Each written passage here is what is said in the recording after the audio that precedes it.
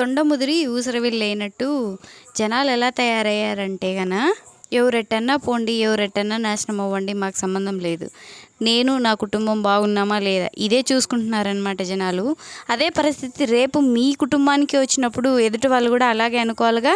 ఈరోజు నా పరిస్థితి బాగుంది, నాకెవరు అవసరం లేదు అనుకున్నప్పుడు రేపు నీ పరిస్థితి బాగాలేనప్పుడు కూడా నీకు ఎవరు అవసరం ఉండకూడదు కదా. అది కాదు, నాకు అవసరమైనప్పుడు మనుషులు కావాలి, ఇలాగే ఆలోచిస్తున్నారనమాట జనాలు.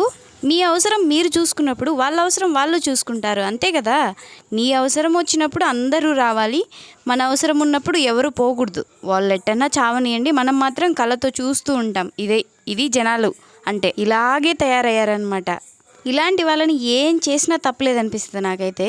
సమస్య నీ దాకా వస్తే కానీ తెలీదు ఆ నొప్పి ఏంటనేది. తొందర ఎందుకు, కాలం అందరికీ సమానంగా చూస్తుందన్నమాట. మనం చేసింది తిరిగి మనకే వస్తుంది.